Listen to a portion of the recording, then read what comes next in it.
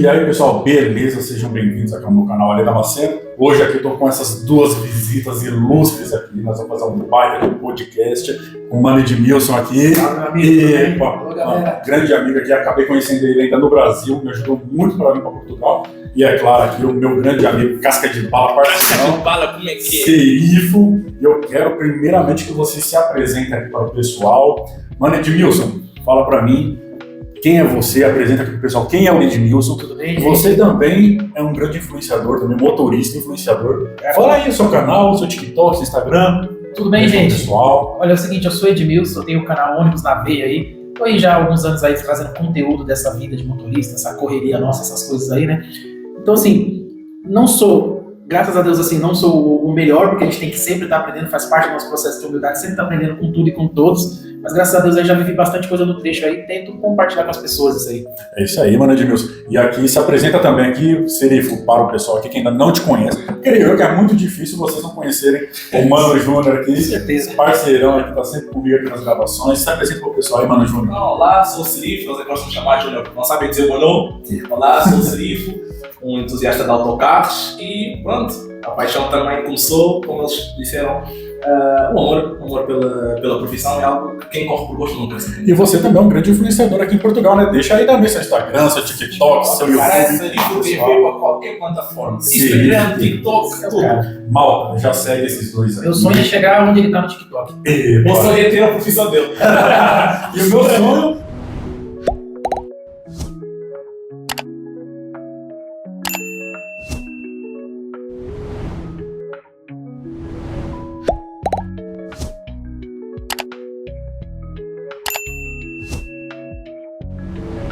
Então já vai deixando o like aí, por favor, fortalece aí, porque esse vídeo aqui está sendo muito especial, está sendo feito com muito carinho para vocês. Vamos tirar muitas dúvidas. Se você tem alguma dúvida, já comenta aí a sua dúvida. Nós vamos agora bater um papo aqui, cabeça, aqui, um papo direto com eles. E eles também prometeram não esconder nada, vão falar tudo sobre a vida de motorista e também sobre a vida de imigrante aqui em Portugal. E claro, né, como um bom português aqui, para falar se nós brasileiros estamos fazendo um bom serviço aqui na terra do tio Cabral, né? Então vamos lá, vamos começar o bate-papo. Essa é nova, essa eu não tinha ouvido ainda. Não, de Cabral. Tio Cabral, bom. Mano Edmilson, vamos começar. Mano Edmilson, como você começou a sua vida como motorista? Conta um pouco para nós a sua trajetória, a sua história de motorista de autocarro, ônibus aí no Brasil, para quem nos acompanha no Brasil. Conta um pouquinho para nós a sua biografia. Cara, assim, a minha trajetória, como a gente conversou até agora há pouco, começa desde criança. Quando eu comecei a fazer viagens, né, de São Paulo ao Nordeste com a minha mãe, meus avós moravam no Piauí, e rotineiramente a gente sempre estava fazendo essa ligação São Paulo-Piauí. São Paulo-Piauí, isso desde a época daquele ônibus de Nãos, clandestino e tal. E ali já começou a nascer minha paixão por ônibus. Eu já comecei ali a olhar os motoristas e ver aquilo que eles estavam fazendo. Isso é muito legal, cara. Eu quero fazer isso quando eu crescer. E também tem uma influência de um irmão meu, que ele, na minha infância, ele era motorista também. E ele, até quando a gente comentou aqui do caminhão-pipa, então ele trabalhava naqueles caminhão-pipa, ele já começou a me ensinar os primeiros passos a dirigir, mas para onde ele ia, eu ia atrás, e eu tava sempre ali olhando, né? Isso aí se passou, eu cresci e tal. Não me iniciei na minha jornada de trabalho diretamente como motorista, eu fui gerente de loja, trabalhei como sushi man, trabalhei em outras coisas, até chegar na idade de dirigir de fato, mas já sempre no meio do transporte, já sempre fazendo coisas ali, já vinculado ao transporte. Trabalhei com alarme, né, monitoramento com carro, com moto, várias coisas que eu fui fazendo ali para tentar... Você que ficava ligando para as pessoas oferecendo car system? Não. Era um serviço... Era mais aventureiro, tipo assim, eu tava lá de madrugada tranquilo, eu ficava com o veículo na empresa, a central me ligava, olha, tal alarme disparou, vai lá ver se tá tudo certo. Aí eu ia lá ver se tá tudo certo, e o medo de chegar lá e ser uma coisa toda certa mesmo. Mas assim, a gente ia com cautela, parava na esquina, observava, passava pra central, olha, não aconteceu nada, deve ter sido um animal, disparou o alarme, olha, não, de fato tá acontecendo alguma coisa, chama a polícia. Isso sem se expor, a gente ficava ali de longe, observando. Na época era a empresa Siemens que fazia esse tipo de monitoramento. Então ali foi, acho que onde eu comecei a dar meus primeiros passos, né? Depois trabalhei com empresas de retífica, né? Retífica de eixo, onde eu ia buscar o eixo, eixo de caminhão, essas coisas, levava para a empresa, fazia a retífica, eu levava, devolvia de novo na empresa que contratava o serviço. Então foram vários serviços que foram me formando e me colocando na profissão, né? De fato, né? Trabalhei também, tive isso já, depois de muita experiência também, trabalhei num grupo muito grande de gás também, grupo Edson Queiroz, acho que foi um local que eu aprendi muito, sabe? Muito, mas assim, a escola mesmo, principal, minha, eu acho que foi o clandestino, sabe? O ônibus clandestino me ensinou várias coisas na profissão, a saber que eu tenho um limite. Daquele limite, as consequências são terríveis. Então é melhor você sempre ter consciência na condução, né? Graças a Deus já vou aí há muitos anos na profissão. Olha, bacana. E você, Mano Júnior, fala um pouco para nós aqui, para o pessoal que está nos acompanhando, a respeito da sua trajetória, né, com autocarros, a sua relação com autocarros, como surgiu, como que está sendo essa paixão, você já dirige, não dirige? Comenta pro pessoal. Então, este sonho começou tudo graças a um motorista português, que é de raiz, que um dia deixou-me entrar no autocarro quando faltava 30 cêntimos ao bilhete, e ele me deixou entrar. E desde aí, ao longo do tempo, fui gostando da profissão, fui gostando das pessoas que fui conhecendo, e com isso tudo, quem é que eu conheci foi o Du, do NH, um dos motoristas que para muitos brasileiros aqui é uma referência, penso que não estou errado, e até já tinha um alcunha que era o menino Dudu. Toda a gente chamava, era o menino Dudu, eu gravava muitas vezes com o Du. Entretanto, ao longo do tempo fui conhecendo outros motoristas, e hoje em dia a relação é muito boa. Hoje em dia faço viagens de Lisboa, Algarve, Lisboa, Porto, faço viagens aqui dentro de Lisboa, faço tudo o que seja de viagens, eu conheço motoristas, motoristas conhecem-me a mim, posso gravar com eles, eles possam gravar comigo, e não é só o gravar, e sim o que é que eu posso aprender na vida com eles, como é óbvio. Conselhos da vida, porque como foi dito anteriormente, a melhor escola é a vida. A vida é a melhor escola, é assim que eu aprendo. Na escola eu só dou teoria, a vida é prática. E é isso que eu tenho que aprender, é isso que eu tenho que me focar. Frase impactante. Essa não me Epa, fogo. Nossa, vai dar arrepio aqui. Pra hoje. Pois é. E Edmilson, agora vamos com você novamente. Você fala para o pessoal como que foi a sua vinda para Portugal, como que surgiu essa ideia, como que foi a motivação e como que você chegou aqui. Como que foi essa mudança? Foi, cara, muito radical. Você abriu mão do Brasil, vir para cá. Como que foi? Você deixou família? Sozinho? Bom, vamos lá. Como é que surgiu essa coisa de vir para Portugal? Isso. Vamos lá. Como eu disse, num determinado momento da minha vida, eu decidi que eu tinha que ficar um pouco mais em casa. Então eu já não estava no rodoviário, eu estava trabalhando exatamente nessa empresa de gás, né? Que é um grupo forte de gás. E ali eu me distanciei um pouco do ônibus, sabe? Fiquei trabalhando só com caminhão. Porém, depois de alguns anos naquela empresa, eu passo situações assim que, como é que eu posso explicar? Que me fez querer sair da empresa. E naquela época eu coloquei na minha cabeça que eu queria sair do Brasil, eu queria viver uma experiência diferente. O meu primeiro intuito era o quê? Estados Unidos. Como acho que todo mundo, a maioria das pessoas pensa isso, eu quero ir para os Estados Unidos, vamos ver o que eu vou fazer e tal. E fiquei construindo essa ideia. Foi quando, de repente, um dia eu estava voltando do trabalho, e aí eu comecei a estudar um pouco sobre Portugal, né? Ah, beleza, deixa eu ver. Só que naquela mesma ocasião, isso era em novembro de 2019, já estava começando a pandemia, mas a gente não tinha noção de que a pandemia ia chegar no Brasil, que até a proporção que teve. Pra gente era uma coisa lá da China. O que acontece?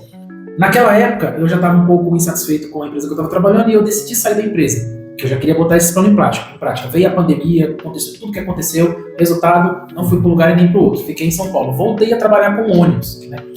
E um dia eu estou voltando de viagem, quando eu chego de viagem, eu entro no InfoJobs, estou pesquisando ali sobre vagas e, curiosamente, eu coloquei ali vagas fora do Brasil. Me aparece essa vaga justamente do Grupo Solan para Portugal. Foi onde eu falei, beleza, eu vou me inscrever. Mas também sem nenhuma expectativa, para mim aquilo não tinha nem muito... Para mim era mentira, era golpe. Acho que a maioria das pessoas pensou isso. Depois de alguns dias, o Ícaro me retornou no WhatsApp falando que o meu currículo era bom e tal. Queria me ligar para fazer umas perguntas, ele me ligou e me fez essas perguntas, e eu respondi, mesmo assim eu fiquei com o pé atrás. Fui fazer uma viagem no Piauí, voltando, eu fui de novo verificar aquela questão que eu falei das agências, que realmente existia. Eu me admirei deles ter uma agência na Paulista, porque eu falei, um golpe caro desse não tem como ser, né, cara? É muito dinheiro, cara. O metro quadrado da Paulista, a gente tá falando aí coisa de absurdo, o metro quadrado eu aluguel na Paulista, né? Não tem como ser um golpe isso aí, se for é muito caro, né? Eu não tenho esse dinheiro que eles estão pensando que eu tenho, vai se dar mal. E aí eu fui e tal, e foi aquele percorrer que teve a jornada, né, de aguardar o pessoal ir lá fazer entrevista, aguardar a seleção que veio para Portugal, quem decidiu foi eles aqui, né, Sim. E a gente ficou aquela espera, depois teve a espera do visto, tudo, e quando foi em outubro, acho que foi isso, de 2022, a gente pegou aí o Asa Dura e veio para cá, né, e descemos aqui em Portugal, e aí eu fiquei aqui até o final de 2023, aonde eu decidi novamente voltar para o Brasil. Por questão do meu filho, né? Eu tenho um filho que a gente diagnosticou ele com autismo, né? E como a gente teve esse diagnóstico, a gente não sabia qual que era o impacto disso na vida dele, né? Até porque ele ainda não era um bebê, não não tinha autonomia suficiente para a gente identificar se aquilo ia ter um reflexo muito grande na vida dele ou não. O que a gente sabia era que a gente tinha que entrar de prioridade com os cuidados, que é as terapias, tudo para tentar fazer com que ele que fosse o mais ameno possível, que ele já... Porque o autismo dele, eu não conheço assim, sobre o assunto em geral, então eu vou falar sobre a experiência do meu filho. Sim. O nosso cuidado era o quê? Dele chegar acompanhando as mesmas crianças na mesma idade. Okay. Então o tratamento da gente tinha na cabeça isso, nós vamos colocar ele no tratamento para que ele vá acompanhando, ele não fique ali para baixo da idade dele, né? Sim. E surpreendentemente, graças a Deus, deu tudo certo, ele teve uma evolução ótima e a gente percebeu que o autismo dele é considerado ali um grau baixo, né? Limita ele, claro, limita algumas coisas, mas coisas fundamentais como a fala, graças a Deus não limita, como o raciocínio, e ele é muito esperto, sabe? Então, assim, o autismo dele vai ficar mais centrado assim, na interação humana. Sim, né? Sim. E mesmo isso ele consegue superar muito, porque se ele estiver aqui, ele vai chegar quietinho, vai tal, mas ele começou a conversar e ele já vai se soltar. Então a gente viu que dali, então valeu a pena o tratamento. Então foi por isso que eu voltei o Brasil em 2023, no final de 2023. Diante disso, teve aí o meu divórcio, acabei separando da minha ex-esposa, e meu filho já estava bem, eu também tenho uma menina, ela já estava bem, e eu decidi voltar para Portugal, né? Então essa foi a minha jornada aí, digamos aí, no decorrer de 2022 até 2025, em relação a Portugal. E você teve um grande impacto quando voltou no Brasil, Edmilson? Você achou, depois de ter ficado um ano aqui em Portugal, você achou alguma coisa diferente lá? Você sentiu alguma diferença quando você retornou para o Brasil? Cara, sim. Eu vou falar as coisas que eu percebi. Isso é diferente para cada um. Vamos lá, aspectos que eu percebi. A primeira coisa, o silêncio. Em Portugal parece que predomina um silêncio na maioria dos lugares que você vai. Isso eu estou dizendo não silêncio... Como é que eu posso te dizer? O Brasil costuma porque assim, tipo, exatamente, vamos por aqui, ó. Mas estamos aqui há quantas horas gravando? Já tem mais de uma hora que nós não passou nenhuma nota. Se fosse onde eu morava em São Paulo, você vai aqui no comércio, você tem, sabe? O comércio está ali aberto, você entra e compra. Em São Paulo, o pessoal, não sei o resto do Brasil, mas em São Paulo o pessoal já coloca ali um som na frente da loja para tocar música. Sim. Não estou dizendo que é ruim, mas é uma característica do Brasil. Isso, coisa que aqui não tem. Aqui predomina o silêncio. Às vezes você sai na rua e não tem ninguém, sabe? Então essa é uma das características que de cara eu percebi. Claro, financeiramente também eu percebi, porque a gente sempre entra naquela questão. Apesar do salário mínimo aqui ser baixo, no Brasil o salário mínimo ser mais alto, a gente tem aquela diferença de preço. Não estou nem dizendo a câmbio, né? Isso é questão de moeda. Mas, por exemplo, o poder de compra. O poder de compra. Sim. Por exemplo, eu fiquei lá um ano, eu ia comprar um carro, eu pensei várias vezes em decidir não comprar um carro. Porque aqui em Portugal, se eu compro um carro, eu tenho carro, eu pago seguro ali e tal, e meu carro é velhinho, eu não pago mais nada, certo? No Brasil eu ia ter que comprar um carro, eu ia ter que pagar parcela, eu ia ter que ir pro seguro, eu ia ter que pagar o IPVA, e eu vi que não valia a pena, sabe? Então são características que a gente percebe a diferença entre um local e outro, sabe? Deixa eu ver, o que mais que eu posso dizer assim que eu achei estranho? E você, Mano Júnior, fala aqui pro pessoal, você que está convivendo com muitos brasileiros, né? Você já cresceu no meio de brasileiros?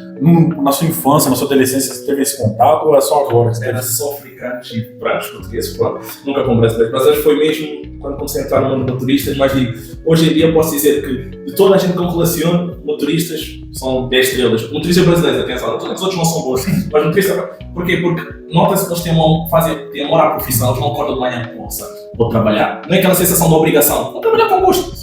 Todos os dias têm problemas, é normal, mas dizem, não tem esse problema de parte, vamos trabalhar com gosto. Porque tem que trabalhar com gosto ou não gosto, tem que trabalhar na mesma. Então ter a paixão naquilo, eles demonstram isso para mim.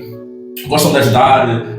Eu, por exemplo, tive uma educação que a minha mãe diz, não comas na casa dos outros. Como na tua casa até ficar cheio e depois vai na casa dos outros. Eu quando vinha aqui na casa dos outros... Você parou de seguir esse exemplo quando a pessoa me conheceu, né? Eu vinha cá, não comia nada. Eu recusava sempre, mas ao longo do tempo, com a confiança e o respeito foram dados, eu comecei a comer uma vez ou outra, agora não recuso. Se me pedirem, disserem assim, Júnior, queres comer? Eu digo, claro que vou comer com todo gosto. Porquê? Porque essa sensação de estás em casa, isso é uma sensação muito boa para todos. E os brasileiros em geral são 5 estrelas, convido muitos motoristas, dizem, queres ir para o Brasil? Vai, se vens connosco, ficas na nossa casa, a única coisa que tens de comprar é o bilhete. Eu digo, ok, pelo menos vou discutir, se vocês forem económica, isso é um problema vosso. Não vou discutir. Não, mas eu digo, hoje em dia, há muita gente que fala mal dos brasileiros, que os brasileiros são isto ou aquilo. Eu, até hoje, não tive nenhuma má experiência com eles, e sei que eu não vou ter. E se tiver, não são os únicos, posso ter problemas com todos. Portanto, acho que brasileiros, para mim, estão muito bem aqui em Portugal.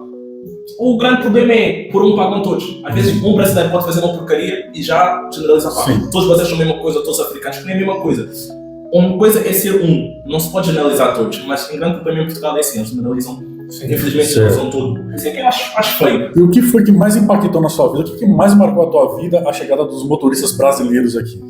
Primeiro é a vibe deles. A vibe? Pô, os brasileiros têm uma vibe muito boa. Os brasileiros já chegam ali, tipo, oh, boa tarde, tudo bem? Eles são um cara trancado, mas ao longo do tempo já começam a desenrolar. Oh, tudo bem, como é que tá? Depois começam a falar. Eles também, uma coisa que eu sei que os brasileiros aceleram bem.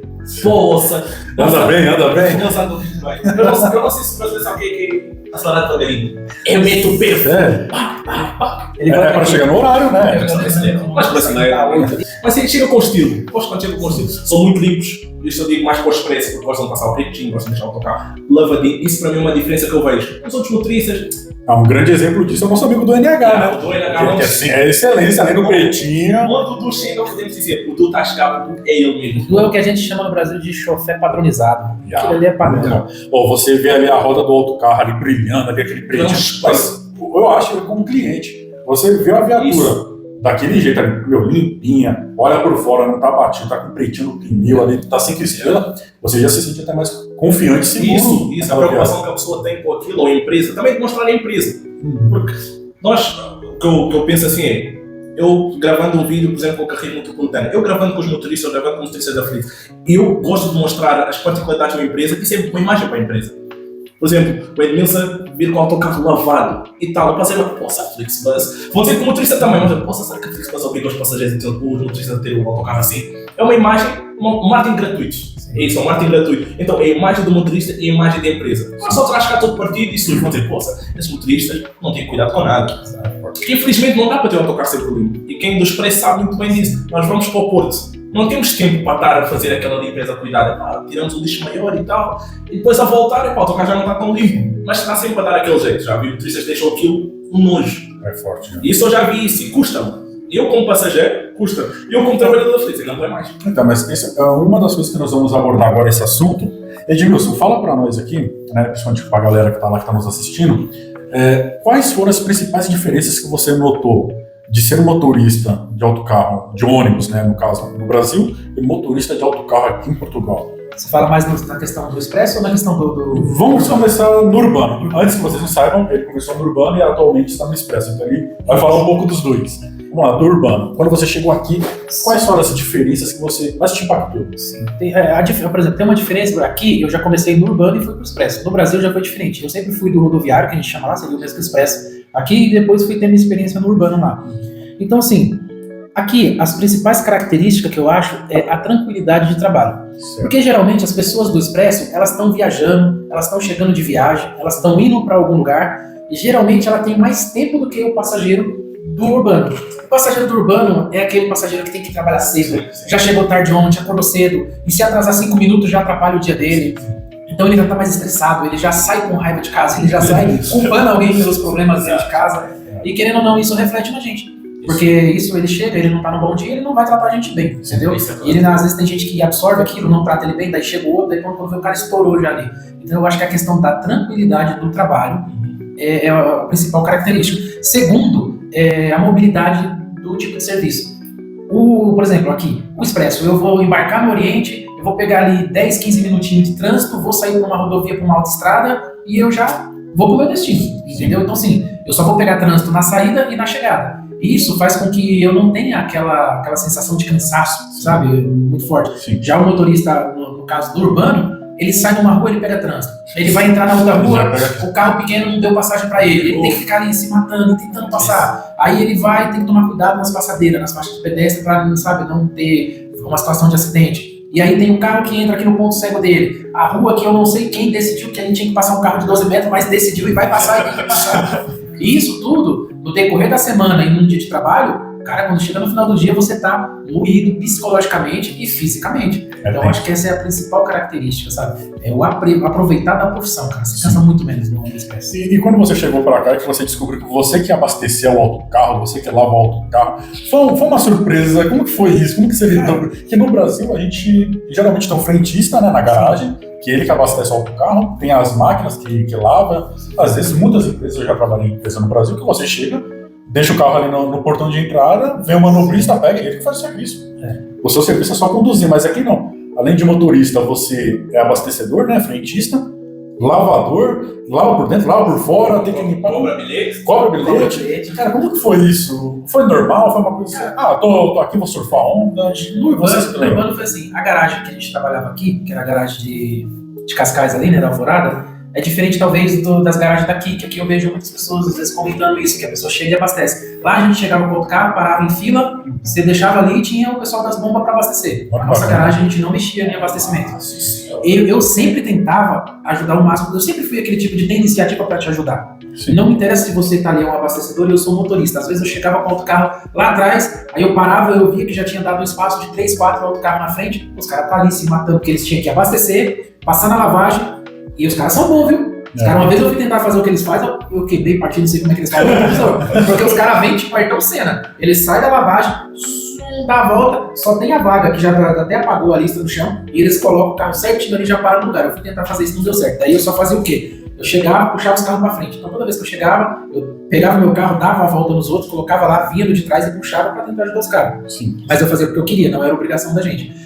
E isso também é igual no Brasil, no Urbano. Na empresa que eu trabalhei é igual. Você chega lá, para na fila da bomba, o cara vem e abastece, depois eles levam e se vira. Já no rodoviário, também não foi muito diferente. Porque lá, o que acontece? Às vezes no rodoviário eu fui de cuidar do meu ônibus, do meu carro, eu sempre fui de cuidar. Então, eu sempre fui aquele cara que chegava no dia que não tinha viagem, eu ia lá, eu lavava o cockpit de cima a baixo, passava, limpava tudo. Eu sempre fui desse tipo. A lavagem exterior por fora, não, aí já era o pessoal mesmo que lavava, né? E aqui, a única coisa que eu não gosto é de lavar o outro carro por fora. Isso eu falo pra você, eu não gosto. Por dentro eu não ligo. A minha área que eu trabalho, onde os passageiros ficam, eu vou lá, passo pano, limpo óleo, se tem pó, não tem problema, eu limpo. Agora por fora, cara, é doído, porque você tem que esfregar ele todinho, isso e aquilo. Então hoje eu uso a tática do quê? Eu não deixo sujar. Quando chove, beleza, quando chove até você não tem como. Mas geralmente a cada dia sim, dia não, eu pego a máquina de pressão e vou lá, nem dá tempo de sujar, sabe? Às vezes não preciso nem passar sabão, porque não dá tempo de sujar todo dia. Esses dias até o cara lá falou assim pra mim, olha, vai arrancar a tinta do outro carro. Eu falei, vou tirar tudo assim. E pra você, Mano Júnior? Eu falo Mano Júnior porque é uma intimidade que nós já temos, né? Já se conhecemos há um tempo. Mano Júnior, conta aqui pro pessoal, o que você acha disso aí, do motorista ter mais uma função que além de conduzir, tem que limpar, tem que cobrar, tem que fazer? Você concorda com isso? Você já participou, eu já vi vídeos, principalmente com o Mano Du, que você estava limpando também, estava o para-brisa. Você acha que isso aí é legal que o motorista faça? Tinha que ser realmente a empresa contratar pessoas para fazer esse tipo de serviço ou não? Você acha que tem nada a ver? Eu acho que aqui tem duas, tanto no urbano para a experiência, acho que tem uma grande diferença. O urbano é muito complicado, porque eu digo sempre, isso é uma coisa minha, eu não lavo a porcaria do outro. E no urbano não tem autocarros fixos. Hoje é um, amanhã é outro. Eu não vou lavar um autocarro para amanhã o meu colega e depois eu vou com outro que não lavou. Isso não. Aí sim devia ter pessoas que lavam o autocarro por dentro, que aqui há, no urbano há. Por fora, acho que a pessoa mete na máquina e lava, acho que não é muita dificuldade. Agora no expresso, eu acho que isso vem pessoa para pessoa. Se a empresa pagar um valor, a dizer, olha, vou dar este valor pela lavagem, fora do salário, fora de tudo que eu tenho, olha, vou dar 150 euros, que isso há empresas que não sei todas, mas algumas não, eu vou dar este valor e tu lavas o autocarro. Muito bem, perfeito, dá dinheiro assim, eu lavo o autocarro. Sim. A parte da frente e por dentro, não no autocarro todo.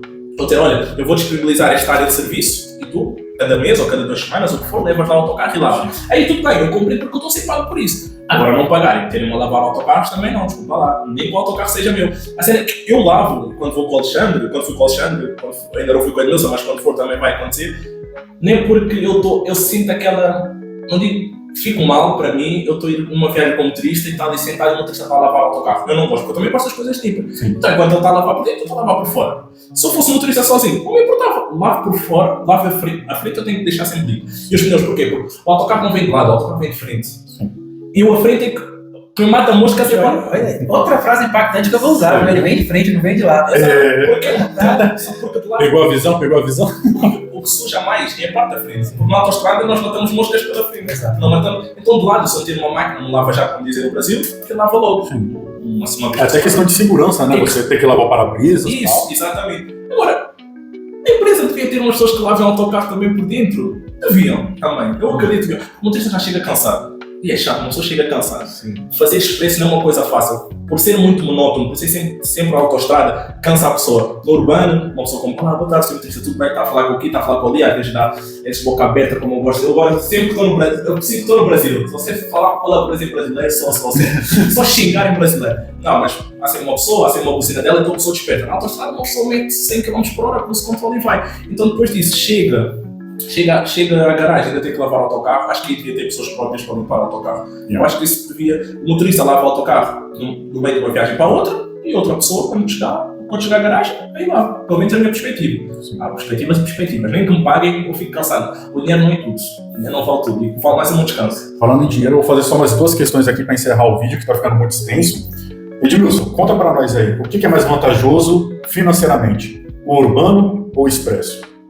Cara, eu acho que financeiramente os dois, dependendo da região, dependendo do local e da garagem, você tem a condição de ganhar mais ou menos igual. O que eu acho, eu volto na questão do sacrifício. Digamos que para você ganhar 1.800 euros no urbano, é muito mais sacrificante do que você ganhar 1.800 no expresso, sabe? Então acho que já entra a questão da sua questão laboral. Quando você vai sofrer, por exemplo, digamos assim que eu trabalho todos os finais de semana no expresso, eu vou tirar um ordenado por volta de 1.700, 1.800. Tá, mas eu vou sair da minha casa muitas vezes 11 horas da manhã, quando for ali 10 da noite, 8, 9, depende da linha que eu vou fazer, o horário que eu vou fazer, eu já estou encerrando as minhas atividades e indo para casa. Já no urbano, às vezes para você tirar um ordenado desse, você fica muito preso ao trabalho o dia todo. Então você vai entrar de manhã, aí você vai fazer algumas horas de condução, aí você vai fazer o almoço de 2 horas, ou tem empresa que dá até 3, aí você vai fazer uma pausa ali que eles te dão aquelas horas vagas, né? Tem empresa que paga, tem empresa que já não paga, tem empresa que quer pagar a partir da 3ª hora. E aquilo, quando você vai ver, você saiu de casa 7, 8 da manhã, 6 e pouco, 7 horas da manhã, retornou para casa 10, 11 horas da noite e se passou o dia inteirinho. E você vai tirar o ordenado de a mesma pessoa que está ali no expresso, mas ele saiu 11 da manhã e retornou já, tipo, vamos por 10 da noite, ele já está em casa, sabe? Porque ele tem que ter hora de descanso no cartão. E, por exemplo, isso também, o que acontece? Mesmo que você ganhe menos, mas aí eu não trabalhei, geralmente os finais de semana que você ganha um pouco mais por fora, na questão da gente do expresso, é isso. Mesmo que você não trabalhe os finais de semana, você tem a desvantagem que vai ganhar menos, só que você está o final de semana em casa. Isso já não acontece no urbano, que para você ganhar um pouco mais, você tem que sacrificar os seus dias de folga. A gente sabe que é assim, né? Quando você tem ali 2 folgas na semana, para você ganhar um pouco mais, você vai ter que folgar só uma. E aquelas folgas de final de mês, que geralmente pega a sequência de 3, você vai ter que folgar só uma também. Você deixa porque você tem contas para pagar. Poxa, você poderia pegar aqueles 3 dias e passear com a sua família, mas não, você tem que trabalhar para você poder chegar a um ordenado um pouco maior. Isso já não acontece no expresso, geralmente é mais ali, dificilmente você vai ganhar menos. Se você ganhar menos, você vai trabalhar menos, bem menos, entendeu? Isso que acho que é o diferencial. E agora uma pergunta para vocês dois aqui, você que já trabalhou também no rodoviário no Brasil e agora no expresso aqui em Portugal. Mano Júnior, né, que é um fã de autocarro, ele com certeza ele já viu os autocarros brasileiros também. Qual autocarro é melhor para se trabalhar no rodoviário e no expresso? Os brasileiros ou os autocarros portugueses? Cara, diga-se de comparação, que eu tô falando assim, motor e a carroceria, o chassi ali. O que é melhor, o que te agrada mais? Aquele chassi cabinado, que você tem aquela sua área, só para você que seria no Brasil, né? Os Marco Polo, uma coisa mais linda, ou os daqui que nem cabine não tem, por exemplo. Vamos lá, aqui eu acho que você tem acho que os autocarros, os ônibus no Brasil são mais estilosos. Pô, você pega o 1.800, cara, aqui tá show de bola, cara. É um carro que de longe você vê aquilo já te enche os olhos, cara, é muito bonito, sabe? Mas em questão de tecnologia, aqui tá muito à frente. Tá muito à frente por quê? Porque aqui o empresário, ele vai olhar aquele veículo para ele comprar, esse aqui, beleza, vou comprar esse, dá até, sei lá, quanto ele vai querer comprar. No Brasil, o empresário olha muito a questão do custo. E aí as empresas lá no Brasil, as empresas que às vezes são as mesmas empresas, o mesmo fabricante, no caso, vamos lá, a Mercedes, GM, Mercedes. A mesma fabricante, mas no Brasil ela dá 5, 6 opções de veículos diferentes. Olha, esse tem isso, esse tem aquilo, esse tem isso, esse tem aquilo. Sabe? Tipo assim, é uma coisa que eles você vai escolher e a empresa acaba escolhendo o mais barato. Você entendeu? E pra gente profissional que tá ali, quanto mais simples é mais difícil, de você ter menos tecnologia embargada, sabe? Apesar que hoje já evoluiu muito as tecnologias embargadas nos ônibus. Já aqui não, aqui você dirige um veículo às vezes 10 anos atrás, um veículo já antigo, 10 anos, mas a tecnologia embargada nele, cara, é sensacional. Uma das coisas que eu sinto muita diferença, que eu acho que as empresas do Brasil, principalmente a Marco Polo, deveria, talvez, não sei se até foi isso que fez ela sair do cenário europeu, cara, a poltrona do motorista. A peça principal dentro do veículo é o motorista. A empresa tem que pensar isso. Se o motorista estiver sentado ali, confortável, trabalhando confortável, ele vai ter menos estresse, ele vai trabalhar mais tranquilo, isso ele vai operar a máquina de maneira melhor. Cara, os bancos, alguns bancos, é uma vergonha, cara. Pra gente, o nosso padrão brasileiro, o banco do motorista, é uma vergonha. Eu digo isso pelo urbano, né? Quando eu cheguei aqui, eu tomei um susto, né? Aqui é pneumático. Os bancos do urbano aqui são muito melhores que rodoviários no Brasil. Você que trabalha no urbano aí, no Brasil, você tá acompanhando na live, você que vai acompanhar no YouTube, você não tem noção, cara. Aqui é uma poltrona, né? Às vezes o carro é antigo, é uma poltrona como se fosse aquelas cadeiras gamer, apoia as suas costas, o sistema para inflar ali na cervical, né? Tudo regulagem aqui nas costas, cara, assim, bate de lado. Banco no urbano do Brasil, a Marco Polo desenvolveu ali, não só a Marco Polo como uma outra, é só um assento. E é assim, a regulagem, se você regula o negócio aqui, você cai por a brecha aqui da regulagem. Não é verdade, Ale? Cara, é complicadíssimo, sabe? Bom, como é que você quer que um profissional cuide da sua frota, daquilo que você investiu, sabe? Porque a empresa vai lá e investe um dinheiro para colocar um veículo, para prestar o serviço para a prefeitura, para o setor público. Como é que você quer exigir de um funcionário que cuide bem daquilo, sendo que você dá o de pior que ele tem para trabalhar, sabe? Sim. E junto a isso, eu entro até num tema que talvez seja por isso que o mercado brasileiro hoje esteja sofrendo com essa deficiência de motorista, cara. É muito comum no Brasil, o que virou hoje no Brasil? Não sei se na sua época já era assim, mas dessa última experiência que eu tive no urbano, parece que as pessoas que estão na cúpula da empresa, que são ali gerentes, sei lá, gerente de treinamento, gerente disso, ou instrutor, RH, parece que eles não estão ali para resolver o problema do funcionário. Parece que eles estão ali para ser inimigo do funcionário. Então, se o motorista chega fazendo uma reclamação, uma exigência, ele vai ser escrachado, sabe? Tipo, fica numa situação que o profissional, cara, como é que você vai desenvolver a sua função? Como é que você vai ter um amor pela empresa, vestir a camisa da empresa que você trabalha, se a empresa só fica colocando característica negativa para você no seu trabalho? Então, aí eu cito isso porque essa última empresa que eu trabalhei, eles faziam uma imensa propaganda, não, que aqui você vai trabalhar com Euro 6, não sei o que e tal. Eu, não, tá bom, Euro 6. Chega lá, veículo programado para você trabalhar numa cidade que só tem morro e a empresa quer que você faça média. Como é que você vai fazer média num local que você tá subindo toda hora? Cara, sabe, é umas coisas. Então, acho que essa característica teria que mudar.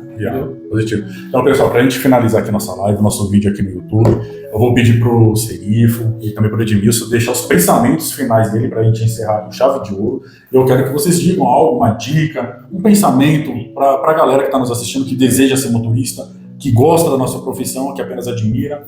O que vocês gostariam de dizer para eles? Fala você primeiro, né? Você hoje está inspirado. Né? Eu vou deixar ele falar. Mete o dedo no like aí para a inspiração fluir melhor nele. Vai lá. A primeira coisa que eu digo a todos é que o gosto não cansa. Não importa eu estar a fazer um trabalho que eu não gosto.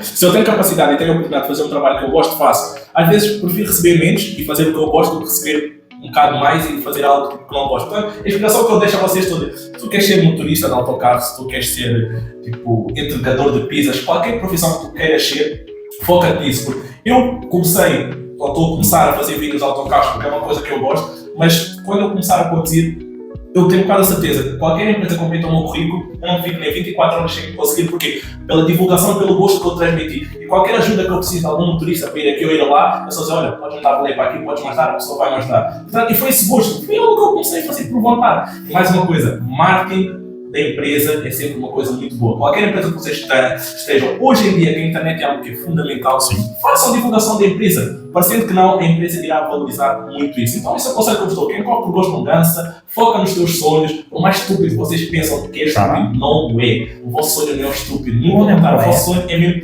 focar e focar. Só isso. O que aconteceu que você está muito inspirado esse hoje? Nossa, cara. O que aconteceu essa semana aí? Sabe a minha presença?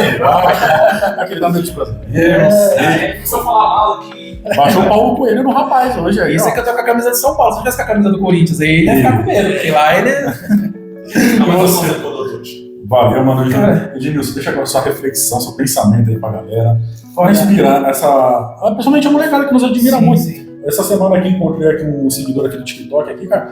Sabe, tipo uma coisa inesperada, até comentei com o Júnior, porque eu não esperava ser reconhecido na rua e aquele meu. Quando acontece no meu, eu fico muito envergonhado. Eu também, mas eu tenho até medo dos caras pensarem, pô, esse cara é um mala. Mas tem vezes que eu tô no Oriente, daí eu desço, daí vem alguém conversar comigo. Acontece muito Caldas da Rainha, pô, só gente da hora, gente tranquila, daí o cara vem falar comigo, só que eu fico muito envergonhado. Porque pra mim, isso que eu faço, pra mim, tipo assim, normal, é uma coisa normal, sabe? Tipo assim, eu não vejo. sabe, o holofote acima disso. E a pessoa vem falar comigo e vem e tal, eu fico muito envergonhado, cara. Então, e eu vejo que tem muito miúdo, muito adolescente que está nos acompanhando, que nem o Mano Júnior, que vai começar agora a conduzir também, em nome de Jesus, aí agora, né, completar os 24 anos, ou até Portugal diminuir essa lei e voltar para os 21, né? Então, deixa aí uma mensagem para tocar no coração dessa galera aí, motivar eles a admirar ainda mais a nossa profissão e querer, talvez, um dia ser motorista também. Cara, assim, ó, eu vou deixar aí, vou dividir em duas partes do pensamento. Primeiro, para você que tem essa vontade, esse sonho de entrar na profissão aí, de querer seguir esse caminho, vai atrás, cara. É que nem o Júnior falou, corre atrás do seu objetivo. Nada é fácil, mas tudo que você aprender, aquilo soma na sua vida. E ninguém sabe de tudo. Eu não sei de todas as coisas. Eu tô aprendendo coisa com ele, que não dirige autocarro, tá entrando nesse mercado agora, mas ele conhece infinitas outras coisas que, pô, só uma frase que ele fala já faz mudar meu pensamento.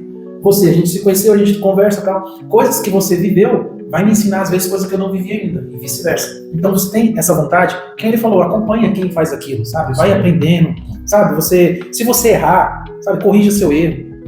Uma vez eu ouvi uma frase que a pessoa dizia assim, eu não tenho compromisso com o erro. A partir do momento que eu percebi que eu estou errado, eu posso mudar, sem problema nenhum. Eu não preciso ser cabeça dura, falar, não, vai ser assim e pronto. Não, eu não tenho compromisso com o erro, eu tenho compromisso com o acerto. Então, a partir do momento que eu percebi que eu errei, eu vou corrigir o meu erro e vou tentar seguir acertando.